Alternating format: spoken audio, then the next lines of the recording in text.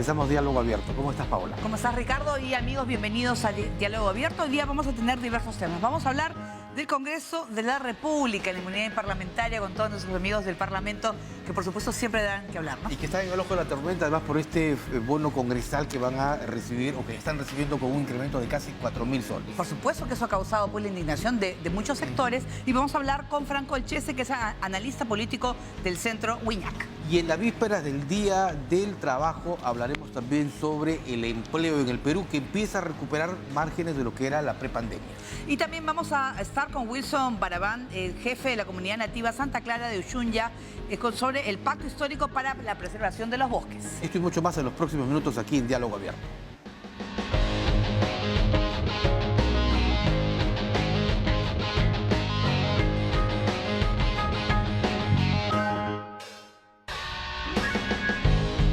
Y este proyecto tiene una inversión aproximadamente de 750 millones de dólares. Esto potenciará las exportaciones agropecuarias, agrícolas, nuestros arándanos, uvas, paltas, espárragos, plátanos, mangos y demás se lucirán en los mercados del mundo. Y si en el año 2023 se logró agroexportar por más de 10.000 millones de dólares, el futuro cercano con Chavimochic es más que prometedor. Yo fui uno de los congresistas que devolvió el bono de los 9.900 soles, porque consideré que no era correcto. Ahora espero que la mesa directiva pueda sostener, responder los motivos por los cuales se decidió, y si lo tiene que decidir finalmente el Pleno, que lo decida el Pleno. Son miles de personas que dejan de estudiar porque con la minoridad de edad, o sea, niñas que se embarazan. Estas niñas, cuando se embarazan, nosotros ponemos simplemente como indicar niñas embarazadas. No, son niñas violadas.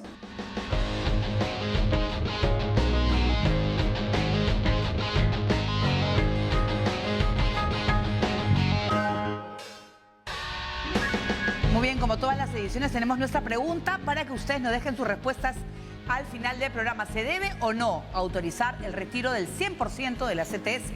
A propósito que el jueves se debate ese tema en el Pleno del Congreso. Mensajes de voz al 988-711-673. 988-711-673. Escucharemos sus mensajes al término del programa. Muy bien, vamos a empezar con las entrevistas y tenemos en los estudios a Franco Olchese, él es analista político del Centro Wiñac. Bienvenido a Diálogo Abierto. Buenas noches. ¿Cómo está, Franco? Bueno, sobre todo el Parlamento Nacional, como siempre, representando y no yendo, creo que en sintonía con lo que siente la población. Este último aumento que se ha conocido de los parlamentarios y lo que va a subir, yo creo que eso hace aún profundizar más la diferencia con la ciudadanía, ¿no? Sí, y lo hace más comprensible para la gente. O sea, las personas tal vez no pueden entender algunos elementos de la política pública o no les interesa estar mirando eso, o inclusive no es tomado por los medios de comunicación, por las redes sociales. Pero el aumento es algo que todo el mundo puede entender. Claro. Y remarca, como mencionas, la diferencia, ¿no? Así que efectivamente es un problema de reputación para los congresistas, ¿no? De repente hacen algunas medidas para congraciarse con la población, pero luego la población escucha esto y tiene el efecto contrario. Pero a veces lo llamativo y hasta chistoso resulta ser las explicaciones que dan los congresistas, porque dicen que ellos también han perdido durante los últimos años la capacidad adquisitiva, que no tienen incremento de 2008. Sí, que no les alcanza, dice. Que no les alcanza. Situación pues que totalmente dispara, o sea, casi 4.000 soles equivale a 3 sueldos mínimos de una persona.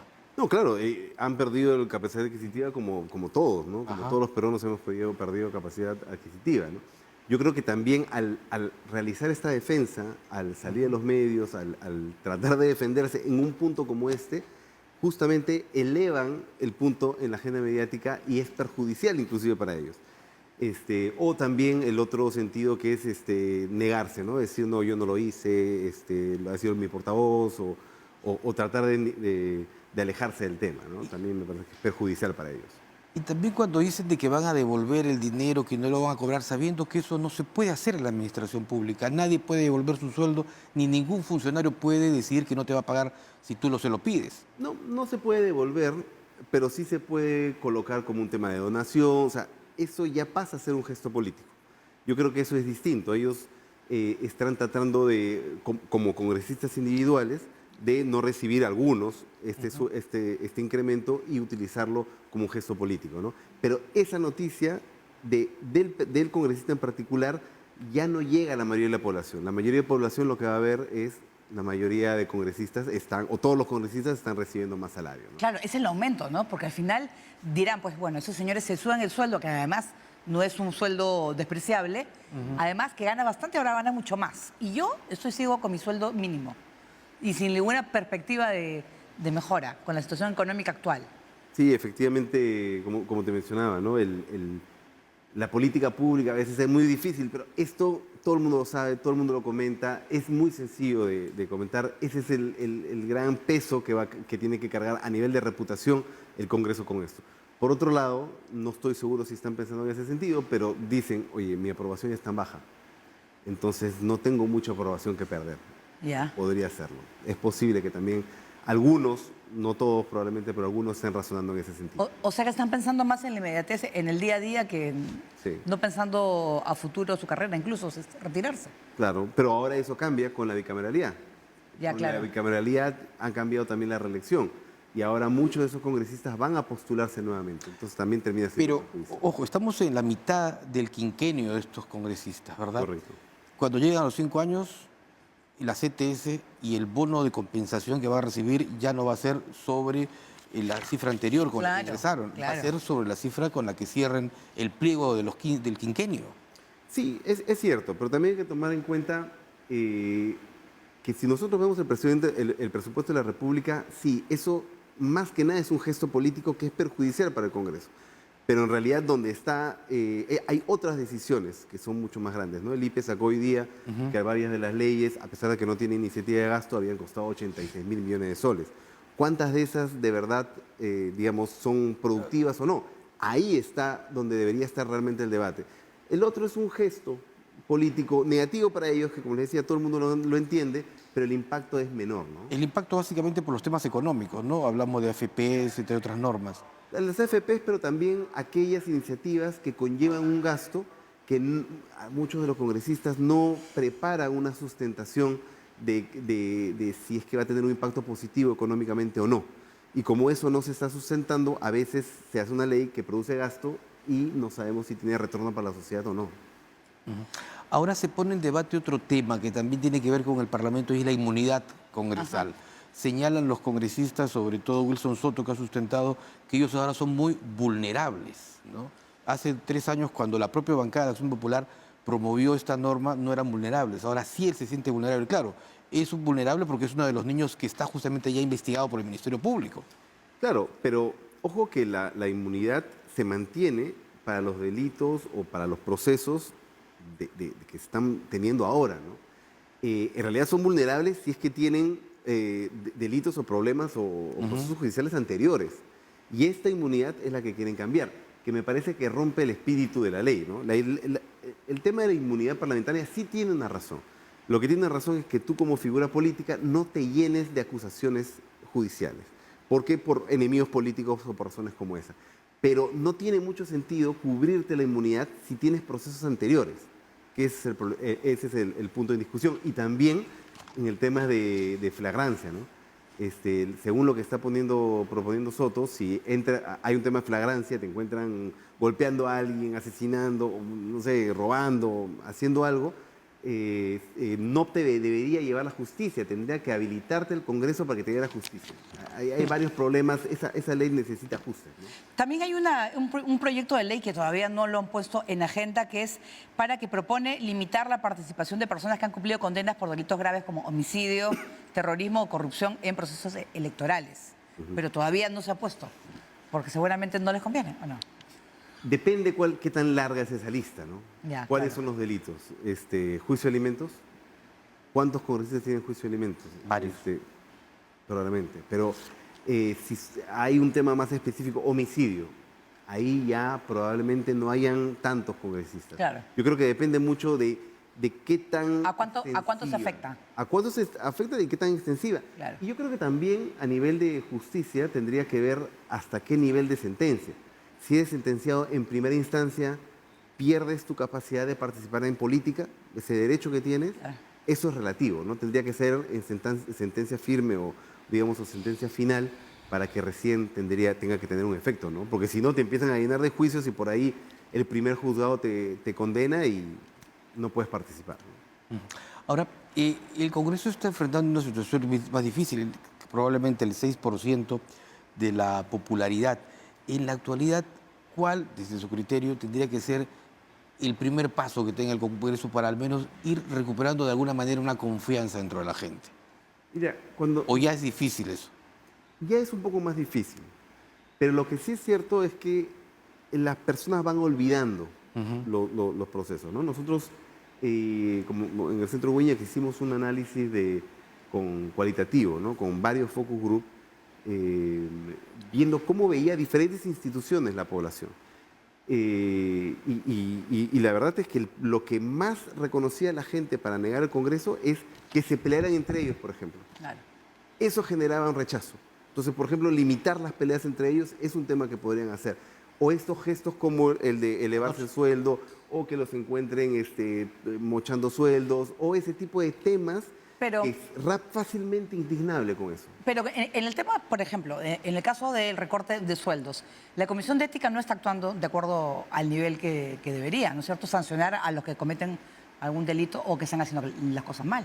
Bueno, algunos sí están siendo sancionados. Algunos, pero no todos. Algunos, no todos, pero algunos están siendo sancionados. Pero ya la noticia es menos impactante.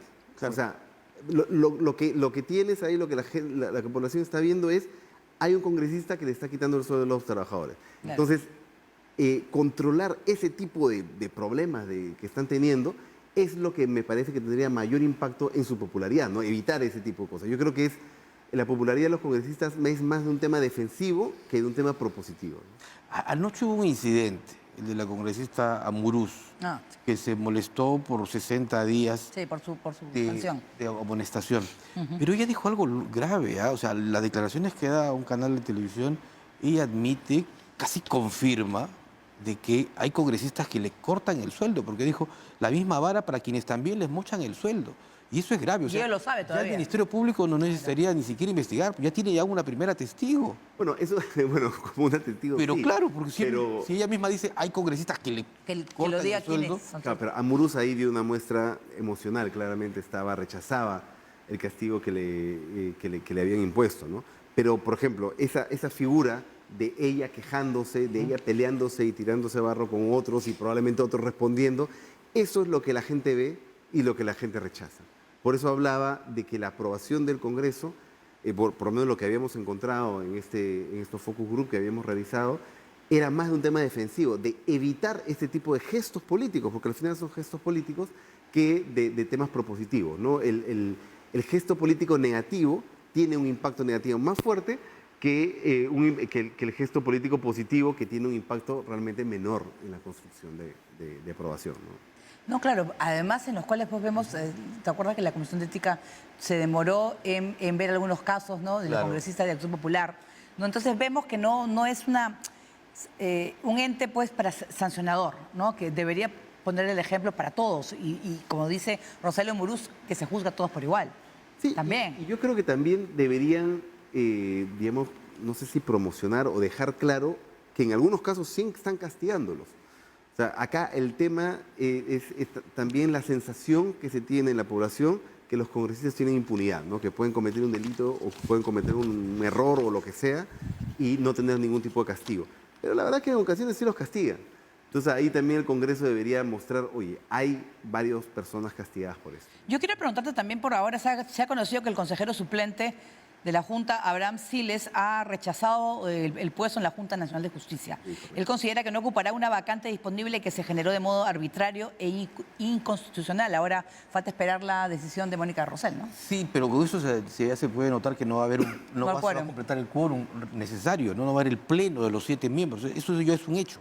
¿Qué puedes decir de esta crisis que hay también en la Y Junta, ¿no? lamentablemente estas crisis, estas disputas políticas que existen por estas instituciones, al final terminan dañando a las propias instituciones. Sí. O sea, las principales dañadas son las instituciones que van a sobrevivir al final o muy probablemente sobrevivan a las personas que están luchando en esa situación, ¿no?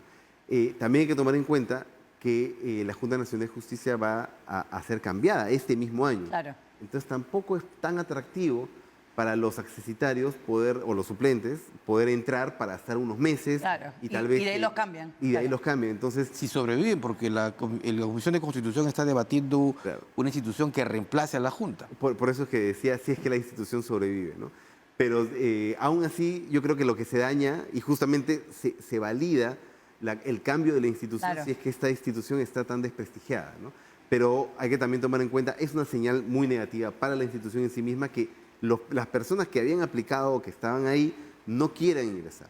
Pero pues también no es tan atractivo para ellos, tomando en cuenta que en algunos meses podrían salir, ¿no? O sea, tendrían que salir como todos. Ahora, esta suerte de enfrentamiento entre la Junta y el Congreso básicamente responde a intereses hacia apuntar a la cabeza del Ministerio Público o hacia el tema electoral. Yo creo que podría tener interpretaciones de los dos espacios, ¿no? Yo creo que ahí, yo lo considero que es una lucha política entre diferentes facciones, más que una lucha entre la justicia del bien y el mal, ¿no? Son facciones políticas que están disputando el control de instituciones y yo creo que habría que verlo de esa manera, ¿no? Claro, porque finalmente lo que va a decidir también la Junta es ver la próxima semana el tema de los miembros del sistema electoral. Claro, Sí, de todos. hay varios puntos ahí, varias, digamos, decisiones importantes de poder que están en el 2024, no solamente por la Junta, sino también por el Congreso. Entonces, yo creo que ahí también es una lucha tenaz por justamente tratar de controlar esas instituciones, ¿no? Pero yo creo que sí es importante verlo de esa manera, especialmente si el debate es tan complicado. O sea, ¿cuántas personas realmente entienden, inclusive las personas que estamos en el tema político, entienden de qué se trata esta lucha? Al final, yo Sí. creo que es una lucha de facciones. Igual pasa con lo que pasa en el Ministerio Público. Total. ¿No es cierto que hay gente que hay que explicarlo porque al final no se entiende? Entonces, estos son grupos que se están enfrentando. Entonces, mientras más sofisticado o más complejo es, se achica la cantidad de gente que lo entiende y ya pasa a ser un debate de las alturas y Claro. totalmente desconectadas con la población.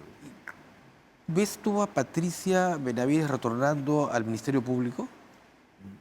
Yo creo que es el escenario central, tomando en cuenta estas últimas, digamos, reacciones de no querer ingresar, de no lograr un quórum.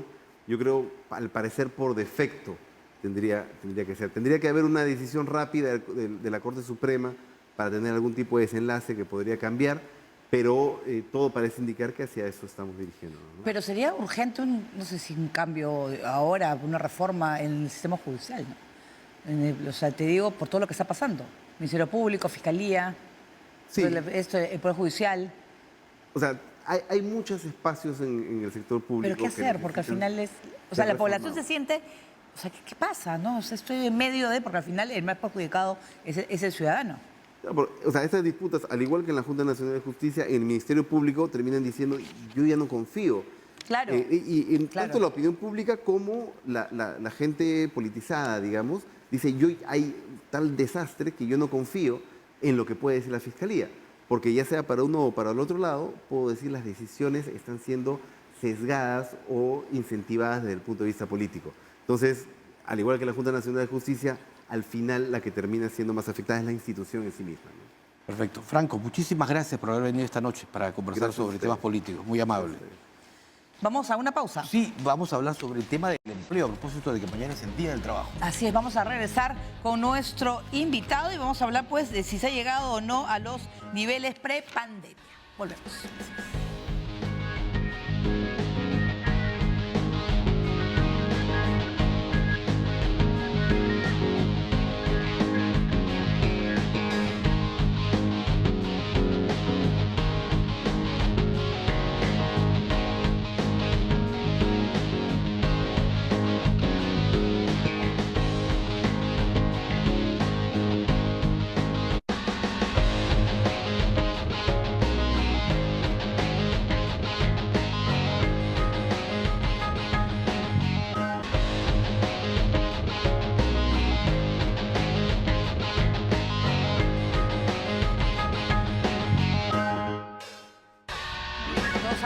1 de mayo se celebró el Día del Trabajo. Entonces hoy día vamos a hablar de trabajo y empleo. Así es. ¿Cómo está la situación en nuestro país, sobre todo luego de la pandemia, Paula, que afectó tanto? No, sobre todo con tantas personas que perdieron sus trabajos y todo lo difícil que ha sido para ellas pues, volver a recuperarse a los niveles que tenía antes del 2020. Saludamos a Paola Herrera, analista del IPE, que está con nosotros. Bienvenida, muy buenas noches. Buenas noches. ¿Cuál es la situación del peruano ahora que han visto ustedes?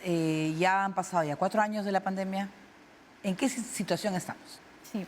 Bueno, lamentablemente el año pasado el empleo, el número de trabajadores a nivel nacional retrocedió y tuvo su peor resultado en los últimos 20 años, aparte del año de pandemia. Entonces, digamos, la pandemia no ha sido el único choque que nos ha afectado. El año pasado tuvimos esta recesión económica que también se traduce directamente en menor generación de empleo y un menor crecimiento de los ingresos. Entonces, venimos de esa, digamos, esa caída. A estos últimos meses hemos estado viendo cierta recuperación, pero todavía muy débil y en línea con también el rebote de la economía que se espera para este 2024, el empleo, el número de trabajadores, me refiero, debería poder recuperarse, pero todavía hay riesgos muy importantes en cuanto a cuál es la calidad de estos empleos que se van a ir generando este año. Eso es importante, la calidad. O sea, cuando hablamos de calidad, hablamos de un empleo decente, como se señala, con condiciones, con, digamos, beneficios económicos. Lo que la gente lo entiende en planilla, Exacto, ¿no es cierto? sí. ¿Eso cuál ha sido el comportamiento en este primer trimestre? Nosotros tenemos cifras ahorita principalmente de Lima Metropolitana a nivel nacional. A nivel de Lima Metropolitana, a nivel de empleo total, el INEI todavía estaría publicando cifras nacionales, me parece que en quincena de mayo, para poder saber cómo va el empleo en las regiones, en las principales ciudades. Y en cuanto al empleo formal, que es el empleo de calidad, que tiene estos beneficios, que tiene esta mayor protección frente al desempleo, por ejemplo, ha venido desacelerándose. Según cifras que vienen directamente de lo que registran las empresas en sus planillas, el empleo formal a nivel nacional apenas está creciendo. Entre enero y febrero solamente creció 0,7%, menos de 1%, y contrasta mucho con el ritmo de crecimiento que teníamos hace 10 años, por ejemplo. Entonces, esa menor creación de empleos formales, que son los de calidad, pone en riesgo que todavía no regresemos a los niveles de calidad de antes de la pandemia. Y luego de 4 años, el empleo adecuado en Lima, ojo, se ha recuperado en niveles de prepandemia. ¿Estamos hablando del peruano que trabaja de manera formal? ¿De trabajos de qué tipo y cuánto ganarían? Correcto. El empleo adecuado, en particular, como lo define el INEI, es aquel que percibe ingresos, por un lado, que percibe ingresos que permiten cubrir una canasta mínima de consumo, que en Lima está aproximadamente entre 1.200, 1.300 soles, porque el nivel de costo de vida en Lima es más alto que en el resto de regiones, y también que trabajan al menos 35 horas a la semana, que es, digamos, lo que un trabajador también esperaría trabajar en un empleo a tiempo completo. Este número de empleos adecuados, el número de trabajadores que tienen un empleo que se clasifica como adecuado, ya alcanzó el nivel prepandemia, pero el otro problema es que también ha estado creciendo el número de subempleos y en particular de subempleos que son, se llama subempleos por ingresos, que son los que tienen los ingresos que no llegan a cubrir una canasta mínima de consumo, y este ha sido el efecto de las altas tasas también de inflación que hemos tenido en los últimos años. O sea, que no tienen poder adquisitivo. Exacto, ha habido una pérdida de poder adquisitivo en los empleos que se han ido creando el último año y incluso también en esos primeros meses del 2024. Ahora, cuando las autoridades anuncian, por ejemplo, mayor inversión, la posibilidad de proyectos como el de Chavimochi, que va a abrir cerca de 150.000 empleos, cuando se habla ya de proyectos de minería, que probablemente también mejoren condiciones, ¿esto cuánto puede impactar, digamos, en el crecimiento del empleo? Claro, probablemente sea un empleo formal, decente, pero al interior del país, todavía no llega a la capital. Claro, en el caso de la capital, justamente quería también resaltar que ha habido una dinámica un poco distinta entre el empleo formal en Lima y en el resto de regiones. En la capital todavía esta cifra que les comenté de poco crecimiento del empleo formal, en Lima es un poco más positiva, creció un poquito más de 1%. En regiones más bien ha estado cayendo en los últimos meses, en el último año inclusive. Y esto por la falta justamente de proyectos de inversión, tanto privados como públicos, ¿no? El año pasado, durante el primer año de gobiernos regionales y municipalidades, hubo una escasez de grandes proyectos de inversión pública que también implican creación de empleos, ¿no? Creación de empleos en construcción, en obras. Entonces, eso ha estado faltando en las regiones. Que se logre continuar con este tipo de proyectos de gran envergadura, ya sea llevados por el sector privado o el sector público, en regiones debería poder revertir parte de esta dinámica. Correcto. Ahora, me interesa mucho el empleo juvenil. El de los jóvenes que cada año en una buena cantidad, en miles de peruanos, ingresan a la PEA, la población económicamente activa, desde los 18 años para adelante. ¿Cómo está la oportunidad para ellos? En el caso de los jóvenes es una situación complicada. Sí. Todavía, digamos, no tenemos las cifras totalmente desarrolladas como para poder explicar exactamente qué está ocurriendo, pero en general lo que se ha visto, por ejemplo, en Lima, es que está habiendo una menor creación de empleos de jóvenes. Por un lado, esto podría deberse a que, digamos, hay jóvenes que en lugar de querer trabajar están dedicándose al estudio, de repente le están dedicando un par de años más a institutos, a estudiar en la universidad o en un instituto. Pero el otro problema es que más bien una vez finalizado este nivel educativo, los jóvenes no están consiguiendo trabajo de manera tan rápida. Pero eso es preocupante porque estamos viendo las cifras y en el cuadro que tenemos acá en el año 2023 está en rojo. Sí, ojo, ¿no? Exactamente. ¿No es cierto? Está caída. Entonces, lo que pasa es que los trabajos también han cambiado, ¿no? Ahora trabajos en los cuales hay algunos que trabajan en casa, con otras condiciones, claro, ¿no? Entonces, yo no sé si son trabajos de los cuales pues, puede hacer que este chico de aquí a un tiempo pueda realmente juntar su plata en la AFP o lo que sea, que puedan vivir bien, hacer familia, o sea, hay esas, no sé, una especie de desesperanza, ¿no? Sí, como vemos justamente en el gráfico, esta barrita roja negativa es la única que ha habido, aparte del 2020, que es digamos, un suceso también excepcional. Desde el 2002 no teníamos caída del empleo. Año a año se creaba empleo en promedio alrededor de 2-3%, y el 2023 fue sin, digamos, necesariamente tener un suceso tan importante o tan grave como la pandemia, hemos retrocedido en creación de empleo, y esto claramente afecta a también los ingresos que reciben las familias, porque también estamos en una situación en la que probablemente la pobreza haya incrementado debido a esto. ¿Y eso pasa en Lima o es a nivel nacional? Eso es a nivel nacional, sí. ¿Y qué zonas les preocupa? Que realmente el nivel de empleo es bajísimo, la gente no consigue trabajo. Sí, el año pasado en particular, las regiones que fueron más afectadas fueron, en el caso de, por ejemplo, el empleo formal, fueron las regiones del norte, las de la costa norte. ¿Ya? Porque el sector agropecuario formal dedicado a la exportación, que es, digamos, un sector que ha tenido un crecimiento muy importante en las últimas décadas, retrocedió debido a estos golpes que sufrió por los fenómenos climáticos, ¿no? La actividad cayó fuertemente y eso también se vio reflejado en la caída de empleo. ¿Cómo está, Paula, el trabajo, el empleo en Ica, que era siempre, claro, digamos, la ciudad donde había una capacidad de empleo total? Zona exportadora totalmente. Sí, también, digamos, parte de la dinámica del agro, estos, digamos, calendarios de cosecha que se movieron por los fenómenos climáticos también viene afectando no solo, bueno, a las regiones agroexportadoras en general, no solamente las del norte, ¿no? También en Ica. Dime, lo que hay es, ¿no hay oferta adecuada para los jóvenes, para la gente?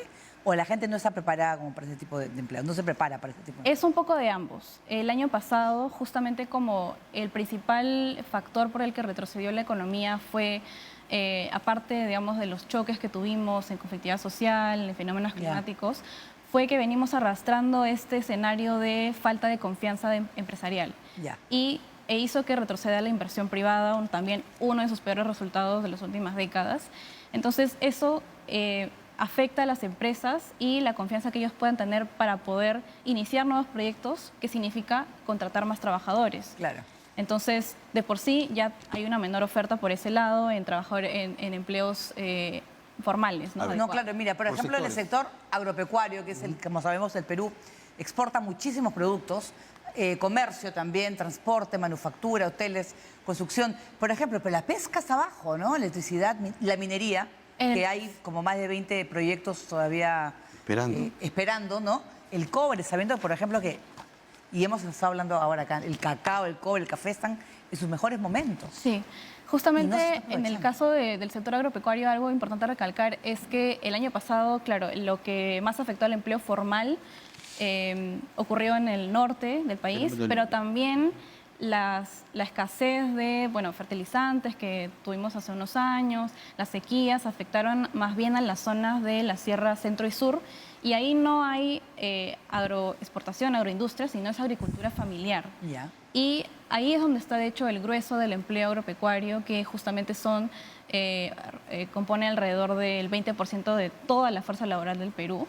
¿Y cuál- Solamente para continuar esta idea, si es que ellos han visto su actividad retroceder, si son agricultores familiares, de los que mucho de lo que producen se destina a su propio consumo, eso no solamente afecta, digamos, sus ingresos, sino también los alimentos que consumen. Yo Y quisiera eso preguntarte también sobre el agrava. tema de la mujer. ¿Cómo está el tema de la mujer? ¿Está trabajando más o no? Durante la pandemia, por ejemplo, las mujeres tuvieron digamos, cambio de...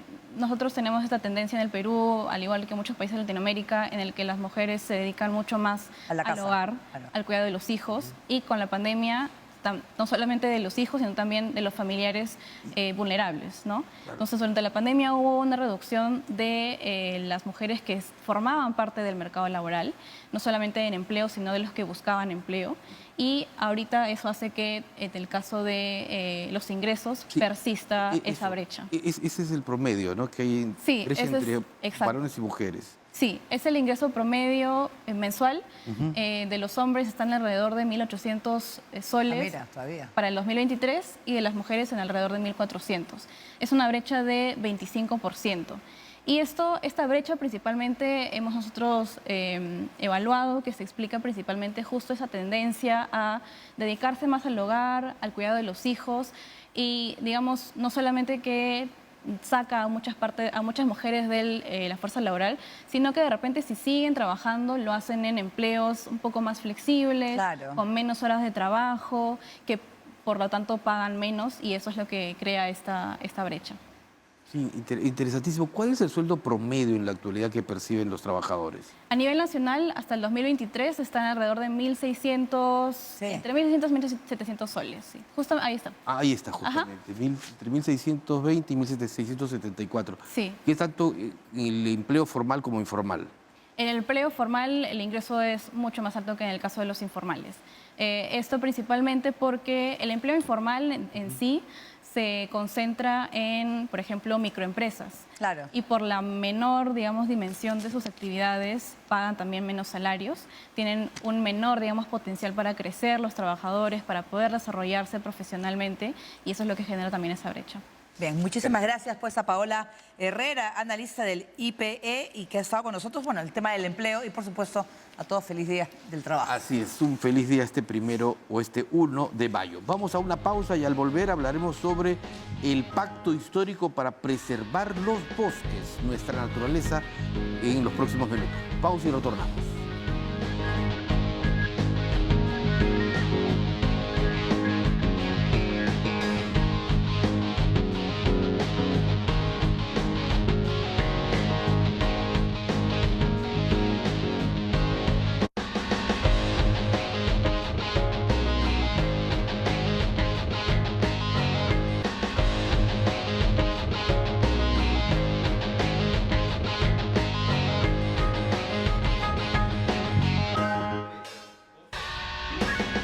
Vamos a hablar ahora sobre la protección del medio ambiente y este acuerdo que por 25 años se está preparando en el Pacto Histórico para Preservar Bosques. Y esta noche nos acompaña aquí, Paola, don Wilson Barbarán, que es el jefe de la comunidad nativa Santa Clara de Uchunya, en Sí. la región Ucayali. ¿Cómo está? Sí, buenas noches.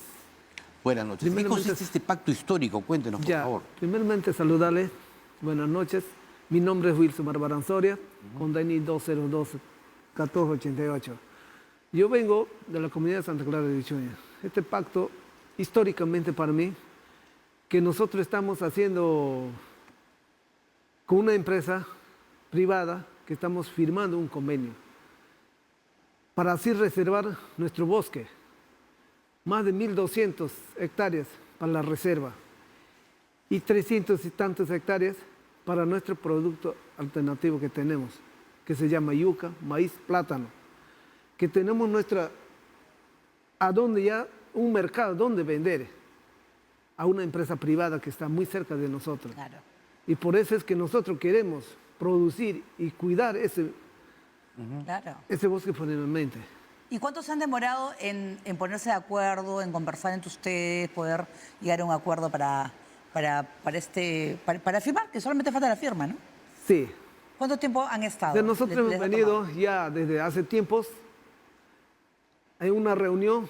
¿Ya? Venimos haciendo reunión con toda la población. No le hago tan solo yo como autoridad, sino Claro. yo convoco a mis Ya. comuneros para que ellos también estén enterados. Claro. Y les explica todo. Les explica ahí, tanto como la comunidad también explica y como también la empresa privada que estamos firmando un convenio Ya. con. Ahora, estos 120 hectáreas de protección de naturaleza, ¿solo lo está firmando ustedes como representación de la comunidad nativa de Santa Clara o también otras comunidades aledañas? No. El año pasado, en mes de octubre, firmó un convenio ya, Ya. Chambo Porvenir, que es una comunidad grande también. Está a hora y media, a una hora de nosotros, que ellos ya tienen esa área que están conservando. ¿Y por qué nosotros como comunidad también nos acogemos a ese lazo de amistad? ¿Y por qué no decir que aprovechar ese apoyo que nos quiere brindar la empresa privada? Y por eso es que nosotros también decidimos con la población a estar en ese proyecto para el beneficio de la comunidad. Y como sí, ya venimos también varias reuniones haciendo actas. Yo tengo el libro de acta y todo, que lo hacemos en una reunión. Y todo eso, por eso venimos acá ya a usted presentarles estos documentos para que ya yo soy el jefe de la comunidad con mi credencial, con mi resolución netamente de la comunidad. ¿Y ustedes van a participar en la conservación de esos bosques? ¿De qué manera? Sí, nosotros vamos a participar en eso, en conservación de bosque vamos a presentar para así fortalecer a nuestro monte y queremos reforestar Está bien. con el convenio con la empresa privada, que es un muy bueno, que la empresa es que nos quiere apoyar y para qué despreciarle, más bien recibirle ese proyecto, unirse la comunidad, ¿para qué? Para que ya más adelante tengan nuestros hijos, reconozcan esos árboles maderables que tenemos dentro de la comunidad. Ahora, la empresa privada, al adquirir también los productos que ustedes justamente van a producir, ¿qué otros compromisos asume? Y a ellos nos ofrecen a la vez el mercado, siempre, cuando sembramos plátano, yuca, maíz, porque ellos tienen más de 1000 personajes que trabajan. Claro.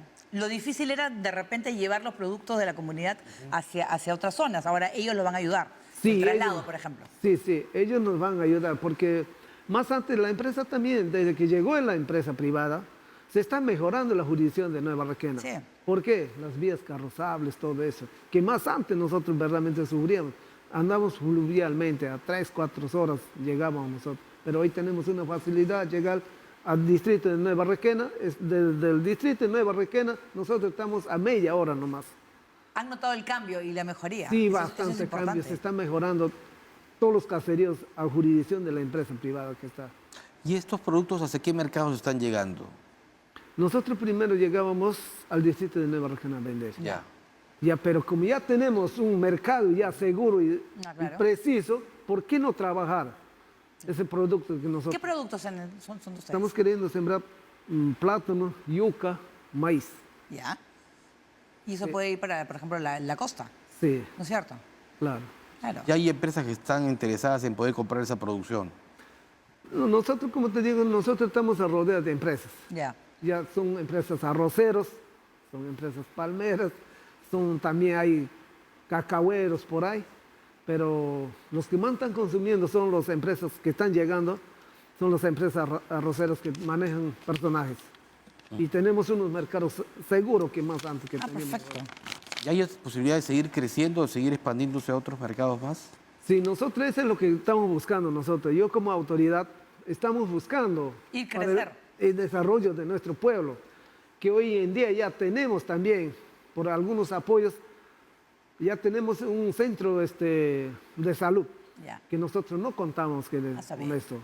Y ahora tenemos también Una escuela. internet, Ah, internet, que nos perfecto. podemos comunicarnos a cualquier sitio, Está bien. lugar donde que nos encontramos. Es lo mejor y lo que está desarrollando el pueblo. Eso está bien, el desarrollo, pero de la mano también con la conservación de los bosques, porque lo que tienen que hacer ustedes es preservar la naturaleza. Estamos en medio El del medio ambiente. cambio climático, ¿no? Sí, Y claro. tenemos realmente esta riqueza maravillosa que es la Amazonía. Eso es lo que estamos pensando nosotros. Perfecto, muchísimas gracias, don Wilson Barbarán Soria, jefe de la comunidad nativa Santa Clara de Uchunya. Muchas Sí. gracias. Ya Gracias por haber venido de para tan lejos. finalizar, Saludos. Ahora. un saludo para todos y invitarles a mi comunidad.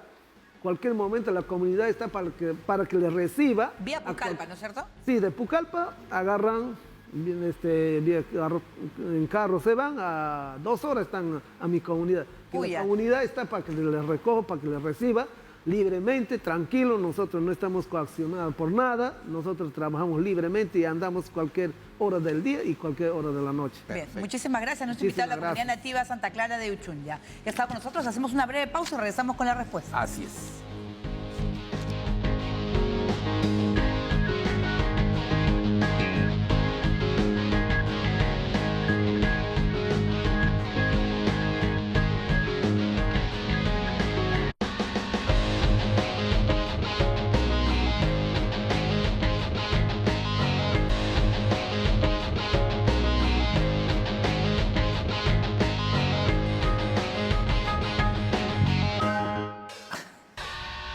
Tenemos las respuestas ya de nuestros televidentes. Vamos a escucharlas.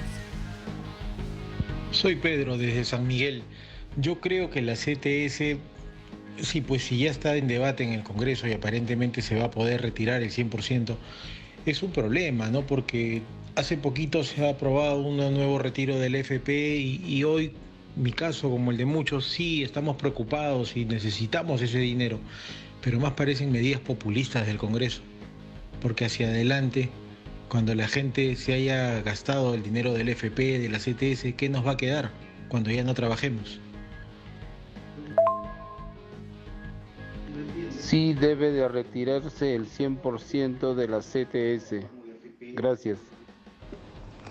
Soy Jorge de Siquitos y yo creo que se debe permitir el retiro del 100% de los fondos de la CTS. Ahora, ya depende de cada quien en su decisión de sacar o no y ver en qué lo gasta. Ya es una responsabilidad de cada ciudadano. Nadie está obligado a sacar todos sus fondos y gastarlos o no. Eso es ya una libertad de cada uno. Muy bien, era la respuesta, ¿no? La mayoría es a favor. Sí, y también, bueno, la última reflexión, ¿no? Decisión finalmente que tome cada persona respecto al futuro de sus recursos. Muy bien, nosotros con eso nos despedimos. Gracias por acompañarnos. Mañana un buen día del trabajo y descansen, bueno, todos los que puedan. Y nosotros nos reencontramos el jueves. Así es, Nos vemos. feliz día Chao. del trabajo. Chao.